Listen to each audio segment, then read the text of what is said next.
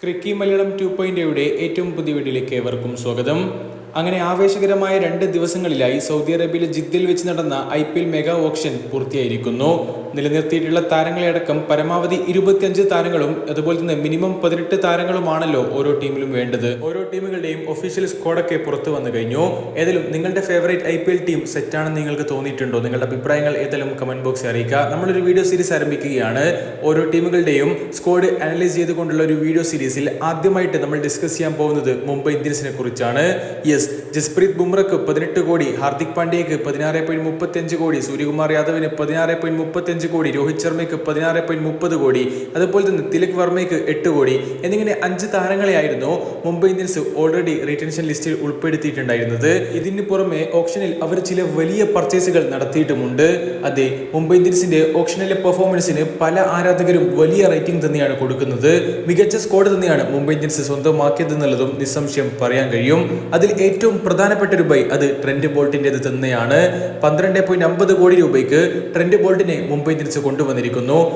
ജസ്പ്രീത് ബുംറയും അതുപോലെ തന്നെ ട്രെന്റ് ബോൾട്ടും ഇനി മുംബൈ ഇന്ത്യൻസിന് വേണ്ടി ഒരേ ജേഴ്സിയിൽ കളിക്കുന്നു. മറ്റുള്ള ടീമുകൾക്ക് ഇതൊരു വലിയ ബുദ്ധിമുട്ടാവുമെന്നുള്ള കാര്യത്തിൽ യാതൊരു സംശയവുമില്ല.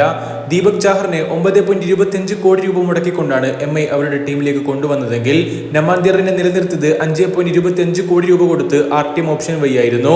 വിൽ ജാക്സിനെ കൊണ്ടുവന്നു. അതൊരു എടുത്തു പറയേണ്ട നീക്കം തന്നെയാണ്. 5.25 കോടി രൂപ മുടക്കിക്കൊണ്ട് RCB താരമായിട്ടുള്ള വിൽ ജാക്സിനെ മുംബൈ ഇന്ത്യൻസ് കൊണ്ടുവന്നിരിക്കുന്നു. എന്നാലും RCB എന്തുകൊണ്ടായിരിക്കും അവരുടെ വെടിക്കെട്ട് ബാറ്ററായിട്ടുള്ള വിൽ ജാക്സിനെ നിലനിർത്താതെ RTM ഓപ്ഷൻ വഴി തിരികെ കൊണ്ടുവരാതെ മുംബൈ ഇന്ത്യൻസിന് വിട്ടുകൊടുത്തു എന്നുള്ളത് RCB ആരാധകർ പോലും അത്ഭുതത്തോടു കൂടി ഉറ്റുനോക്കുന്ന ഒരു കാര്യമാണ്. ഏതായാലും വിൽ ജാക്സിനെ സ്വന്തമാക്കിയതോടുകൂടി മുംബൈ ക്യാമ്പിനെ അത് വലിയ തോതിൽ ആവേശത്തിലാക്കി മാറ്റുന്ന ഒരു കാഴ്ചയും നമ്മൾ കണ്ടിട്ടുണ്ടായിരുന്നു. മറ്റൊരു പ്രധാനപ്പെട്ട ബൈ 4.80 കോടി രൂപയ്ക്ക് അള്ളാ ഗസൻഫറിനെ മുംബൈ ഇന്ത്യൻസ് ടീമിലേക്ക് കൊണ്ടുവന്നു എന്നുള്ളതാണ്. അതിശയിപ്പിക്കുന്ന നീക്കത്തിനൊടുവിലായിരുന്നു മുംബൈ ഇന്ത്യൻസ് 18-കാരനായിട്ടുള്ള താരത്തെ 4.8 കോടി രൂപ മുടക്കിക്കൊണ്ട് ടീമിലേക്ക് കൊണ്ടുവന്നിട്ടുണ്ടായിരുന്നത്. അദ്ദേഹത്തിന്റെ ബൈസ് പ്രൈസ് 75 ലക്ഷം രൂപയായിരുന്നു.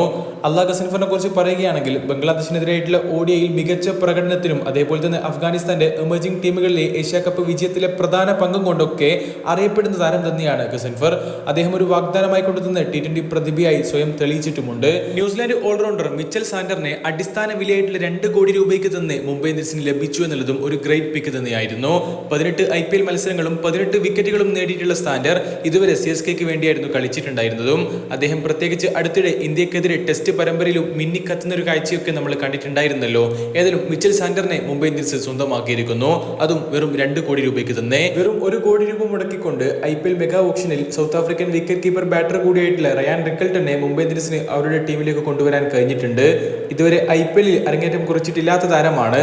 പക്ഷേ 12 മത്സരങ്ങളിൽ നിന്ന് 261 റൺസുമായി T20 കരിയറിൽ അദ്ദേഹം വലിയ പ്രതീക്ഷകൾ നൽകിയിട്ടുണ്ട്. മറ്റൊരു പ്രധാനപ്പെട്ട പർച്ചേസ് 75 ലക്ഷം രൂപയ്ക്ക് റീസ് ടോപ്ലിയെ MIക്ക് അവരുടെ സ്ക്വാഡിലേക്ക് എത്തിക്കാൻ സാധിച്ചു എന്നുള്ളതാണ്. മാത്രവുമല്ല വിക്കറ്റ് കീപ്പർ താരം കൂടിയായിട്ടുള്ള മിൻസിനെ 65 ലക്ഷം രൂപയ്ക്കും കരൺ ശർമ്മയെ അടിസ്ഥാന വിലയായിട്ടുള്ള 50 ലക്ഷത്തിനും തന്നെ MIക്ക് സ്വന്തമാക്കാൻ സാധിച്ചിട്ടുണ്ട്. മറ്റു താരങ്ങളിലേക്ക് വരികയാണെങ്കിൽ രാജ്ബാവ, അതുപോലെ തന്നെ അശ്വിനി കുമാർ, കൃഷ്ണൻ ശ്രീജിത്ത്, അതുപോലെ തന്നെ സത്യനാരായണ രാജ, ബൈവോൺ ജേക്കബ്സ്, അതുപോലെ തന്നെ വിഘ്നേഷ് പുത്തൂർ മലയാളി താരം കൂടിയാണ്. എന്നിങ്ങനെയൊക്കെ തന്നെയാണ് മുംബൈ ഇന്ത്യൻസിന്റെ സ്ക്വാഡ് വരുന്നത്. കഴിഞ്ഞ സീസണിലെ മുംബൈ ഇന്ത്യൻസിന്റെ സ്ക്വാഡൊക്കെ വെച്ച് നോക്കുമ്പോൾ ഒരുപാട് മെച്ചപ്പെട്ടൊരു സ്ക്വാഡ് തന്നെയാണ്, അല്ലെങ്കിൽ ഒരു ഗ്രേറ്റ് സ്ക്വാഡ് തന്നെയായിട്ടാണ് ഒറ്റ നോട്ടത്തിൽ നമുക്ക് പറയാൻ കഴിയുന്നത്. തീർച്ചയായിട്ടും വലിയ വിശദമായിട്ട് നമുക്ക് സംസാരിക്കാമെന്ന് കരുതുന്നു. 6th കപ്പ് ലോഡിംഗ് എന്നൊക്കെ പറഞ്ഞുകൊണ്ട് പല മുംബൈ ഇന്ത്യൻസിന്റെ ആരാധകരും ഇതിനോടൊക്കെ തന്നെ ട്വിറ്ററിലൊക്കെ ട്വീറ്റ് ചെയ്യുന്നതൊക്കെ കണ്ടിട്ടുണ്ടായിരുന്നു. ഏതായാലും മുംബൈ ഇന്ത്യൻസിന്റെ സ്ക്വാഡിനെ കുറിച്ച് നിങ്ങളുടെ അഭിപ്രായങ്ങൾ എന്താണ്? വീഡിയോ ഇഷ്ടപ്പെടുകയാണെങ്കിൽ ലൈക്ക് ചെയ്യാനും ചാനൽ സബ്സ്ക്രൈബ് ചെയ്യുന്ന കാര്യം ജസ്റ്റ് ഒന്ന് പരിഗണിക്കാനും മറക്കല്ലേ. അപ്പോൾ അടുത്തൊരു വീഡിയോ വീണ്ടും കാണാം. അതുവരേക്കും ചെറിയൊരു ഗുഡ് ബൈ.